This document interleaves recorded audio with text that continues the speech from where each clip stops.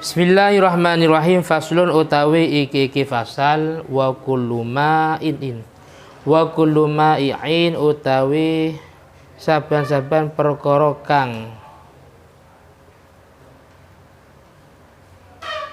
cair, setiap perkara yang cair kharaja kang metu opo ma'i yang keluar minas sabilaini dari dua jalan,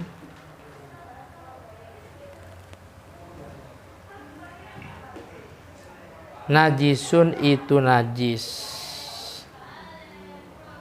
najisun itu najis illal maniyah kecuali air mani.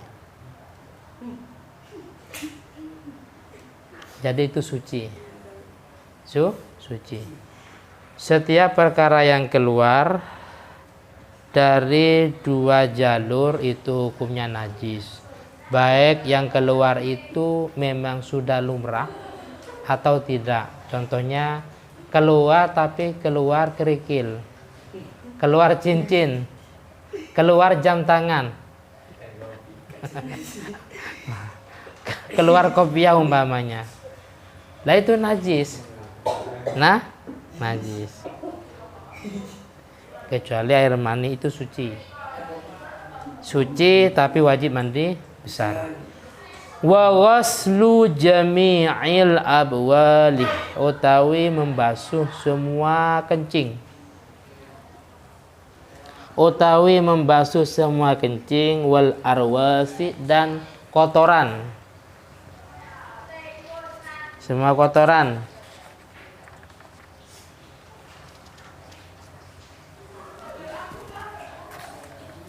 Itu wajibun, itu wajib.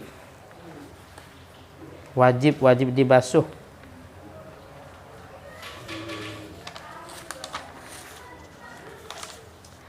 Selanjutnya illa baulas sobi, kecuali kencingnya anak kecil. Kecuali kencingnya anak kecil alladzi lam yakul aw ta'ama, alladzi lam yakul yang belum makan atau ama ing panganan. Jadi masih belum bisa makan bubur ya, nasi putih, nasi uduk, apalagi nasi padang. Bisanya cuman makan air ASI. Apa sih?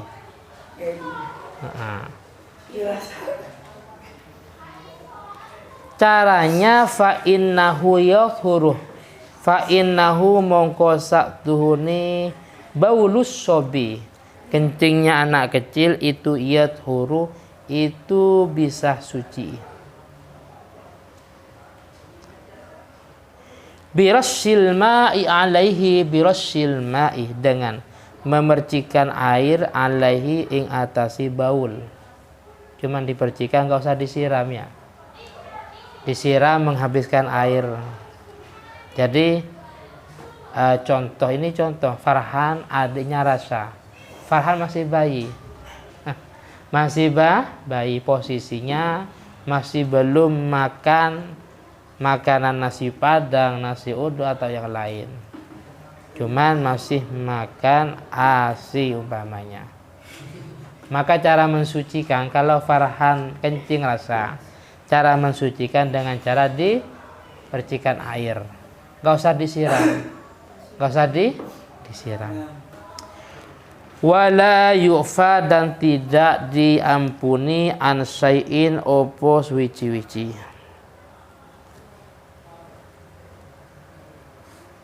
Minan najasati sangkeng piro-piro najis. Semua jenis tidak mafu illal yasir, kecuali sedikit.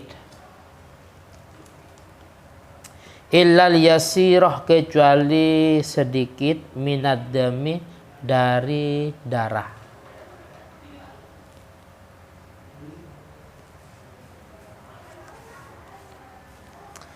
Wal qayhi dan nanah, jerawatan. keluar nana umpamanya, itu ma'fu. Nabil sedang sholat, ternyata keluar nana atau darah dari jerawat tadi, itu ma'fu. Tapi dengan dua catatan. Yang pertama sedikit, yang kedua memang keluar sendiri tanpa ada perbuatan dari orang yang sholat, enggak digaruk-garuk. Kalau memang keluarnya darah tadi atau nana tadi banyak dan dengan sebab perbuatan orang yang sholat, maka hukumnya tidak ma'fu. Paham ya? Nah, ini yang apa?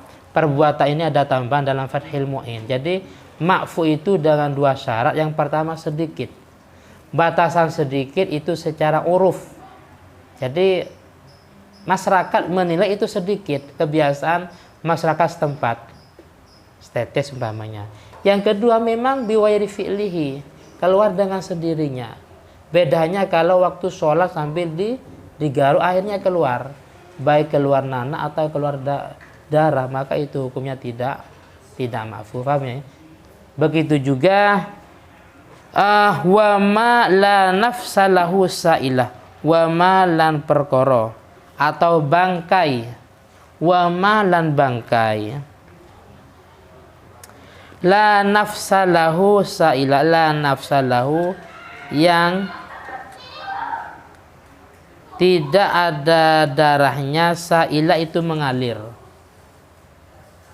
yang darahnya tidak mengalir. Bangkainya hewan yang darahnya tidak mengalir. Apa contohnya? Contohnya lalat ya. Kadzubabi seperti lalat. La itu ma'fu. Idza waqa'a fil ina, idza waqa'a jika jatuh, idza waqa'a jika jatuh fil ina'i di dalam wadah. Wa mata fihi wa matahlan, mati opo ma atau hewan, fihi ing dalam ina, fihi ing dalam ina, fa innahu mongko saktuhuni ma di atas itu enaknya hewan ya. Wama dan hewan, wama dan hewan, la nafsa lahu sa'ilah yang darahnya tidak mengalir. Idza waqa'a fil ina jika jatuh di sebuah wadah, wa mata fihi dan mati di dalam wadah tersebut. Fa innahu mongko saktuhuni ma, yang dimaksud hewan yang menjadi bangkai tadi, iku la yunajjisuhu, itu tidak menajiskan. Fa innahu mongko saktuhuni ma la yunajisu, itu tidak menajiskan opo ma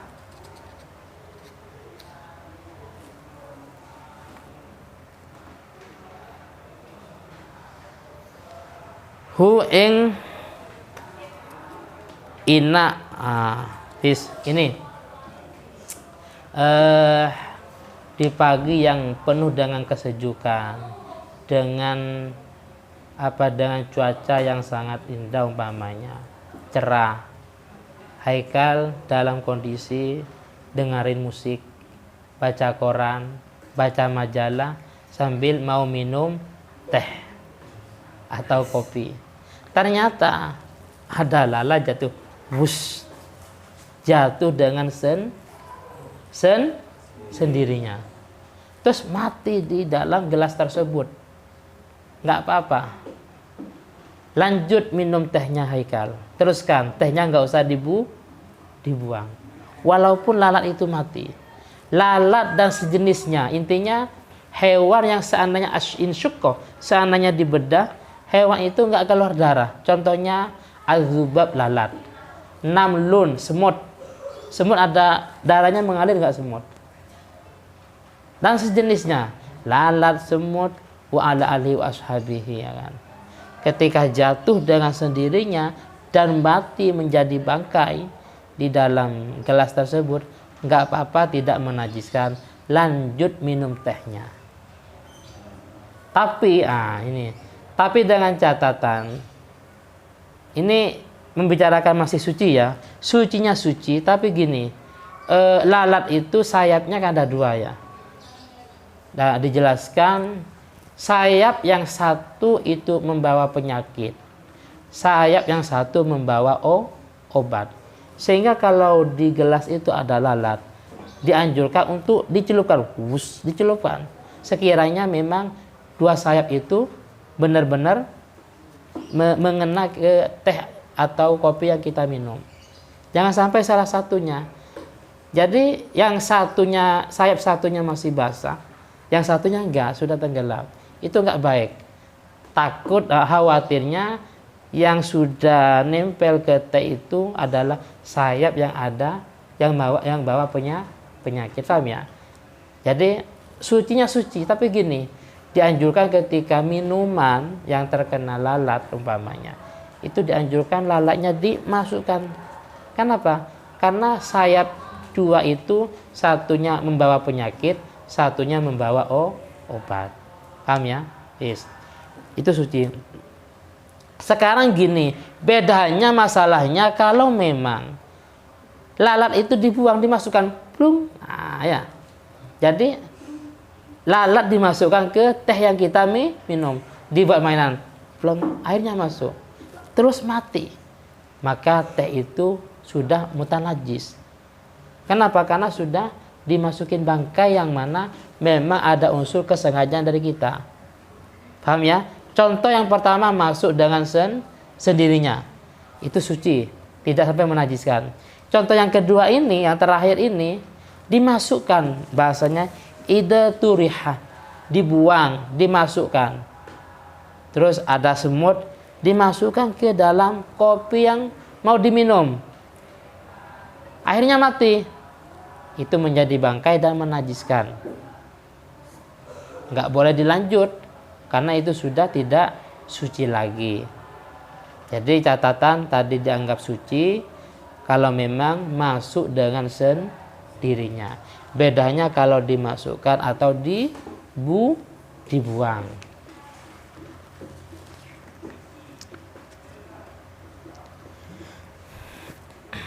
Wal hayawanu utawi hewan, kulluhu semuanya, sakabiane hewan, tohirun itu suci. Hewan kambing suci, sapi sapi, termasuk hewan manusia. Manusia ini juga hewan. Mau nggak dikatakan hewan? Al insan hayawan. Manusia itu hewan, tapi natik yang berakal. Paham ya? Hewan itu banyak. Ada al-baqar. Apa baqar? Sapi. Ada ghanam. Apa ghanam? Kambing. Terus termasuk insan. Apa insan? Manusia. Manusia itu hewan, tapi hewan natik, hewan yang berakal. Sehingga tidak sama dengan hewan-hewan yang lain, karena yang lain tidak punya akal. Jadi semua hewan itu suci illal kalba, kecuali anjing. Wal khinzir, dan babi, celeng. Wama, dan hewan tawallada, yang lahir minhuma, dari keduanya, kalbun dan khinzir. Wama, dan hewan tawallada, yang lahir opoma minhuma, dari keduanya, kalbun dan khinzir. Memang murni dilahirkan dari anjing. Anjing dilahirkan dari anjing. Babi dilahirkan dari babi. Celeng dari celeng. Au min ahadhima, atau dari salah satunya, kalbun dan khinzir, selingkuh. atau dari salah satunya kalbun dan khinzir. Anjing selingkuh dengan kambing. Paham ya? Terserah mana yang perempuan, mana yang cowok, terserah. Akhirnya lahir anak, maka anaknya ini juga najis. Paham ya? Saya ulangi lagi, ini contohnya anjing selingkuh dengan kambing atau anjing selingkuh dengan ayam umpamanya. Selingkuh dengan ayam. Akhirnya lahir, maka anaknya itu juga najis. Wal maitatu utawi bangkai. Bangkai kulluha semuanya maitah. Sakabiani maitah, semua bangkai itu najisatun, itu najis. Bangkai adalah apa? Apa yang dinamakan bangkai? Bangkai adalah selain Nabil, yang lain kalau bisa mengertikan bangkai bisa pulang duluan. Kalau Nabil takut ada catatan yang tahun kemarin. Definisi bangkai adalah apa? Mati. Yang lain? Nah, ini hewan yang mati. Selain Farhan, ayo yang lain. Bangkai adalah apa? Yang bisa langsung pulang, langsung terbang ke pondok putra. Bangkai adalah hewan yang mati tanpa sembelihan secara syara. Mamatah bi ghairi dakatin syar'iyatin.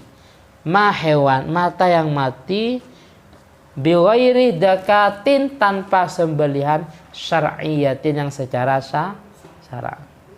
Mungkin terpeleset, kambing terpeleset, akhirnya mati. Lah itu bangkai. Paham ya? Mungkin sapi lagi rekreasi umpamanya jalan-jalan ya, jalan sehat, ternyata peleset. Lah itu namanya bangkai. Atau mungkin dilempar dengan batu, terus mati. Lah itu bangkai. Atau mungkin ditabrak, terus mati. Itu namanya bangkai. Kenapa? Karena tanpa melalui sembelihan secara syara. Yang syara contohnya disembelih, was, langsung putus. Bukan putus, uratnya yang putus ya, bukan lehernya, yang putus uratnya. Jadi sekali disembelih langsung uratnya putus. Atau gini rasa, contohnya bangkai, sembelih tapi berulang kali, diangkat, pisaunya diangkat, sembelih lagi, diangkat sampai 2, 3, sampai 5 kali, terus mati. Itu namanya bangkai. Karena yang secara syara itu daf'atan wahidatan, satu kali, wus, wah, uratnya langsung putus, uratnya langsung. Ustaz, ini saking ya kan, saking tajamnya pisaunya, bukan cuma uratnya, tapi lehernya putus. Wus, jadi lehernya. Bagaimana? Enggak apa-apa, tapi hukumnya makruh. Wa yukrahu ibanatur roksi. Makruh menyembelih dengan cara memotong sampai putus leher atau kepalanya. Jadi kalau sampai putus lehernya, ya itu enggak apa-apa, tapi hukumnya makruh. Artinya hewan itu bukan bangkai sehingga halal dikonsumsi. Yang haram seperti ini, mungkin kurang tajam, diangkat lagi, sembelih diangkat sampai 5 sampai 10 kali umpamanya baru putus. Lah itu namanya bangkai. Kenapa? Karena harus daf'atan wahidatan, dengan cara satu kali nyembelih, langsung putus. Karena tidak boleh menyiksa hewan. Paham ya? Jadi definisi bangkai itu adalah hewan yang mati, mamata hewan yang mati bi ghairi dakatin syar'iyatin, tanpa sembelihan secara syara. Jadi semua bangkai najis illas samakah. Makanya gini rasa, kalau punya ayam, kambing, terus sempat ditabrak mobil, biar nggak menjadi bangkai langsung disembelih. Masih hidup, akhirnya mati. Nggak apa-apa, itu namanya bukan bangkai, karena sempat disembelih. Kecuali ilah samak, ikan. Jadi habis mancing dari sungai, dari laut, nggak apa-apa itu langsung makan, walaupun hidup. Walaupun masih hidup, apalagi mati. Matinya dengan cara apa saja, yang namanya ikan itu tetap halal. Bentuk apa saja. Ternyata mancing di laut, bisuratil kalbi, ikan itu berbentuk anjing, halal. Paham ya? Namanya anjing laut, itu halal. Jadi kalau laut itu airnya suci dan mensucikan, walaupun kotor, ya nggak bening. At-tahur ma'u, airnya suci mensucikan. Al-hillu maitatuhu, dan bangkainya halal. Jadi kalau laut rasa, hewan laut walaupun bisuratil kalbi, walaupun berbentuk anjing, itu halal. Halal. Jadi ikan, nah kembali ke ikan. Ikan itu bangkainya halal. Yang kedua, wal jaradah, kecuali apa? Dan belalang. Belalang juga halal bangkainya. Dimatiin dengan cara apa saja ya kan, dibunuh baik disembelih terserah. Terus wal adami, dan yang ketiga manusia. Pengertian halal bukan berarti dimakan ya. Bukan berarti dimakan, nggak boleh dimakan. Maksudnya tidak najis, maksudnya tidak najis ketika kita menyentuhnya itu tidak menjadi masalah. Paham ya? Yes. Sekarang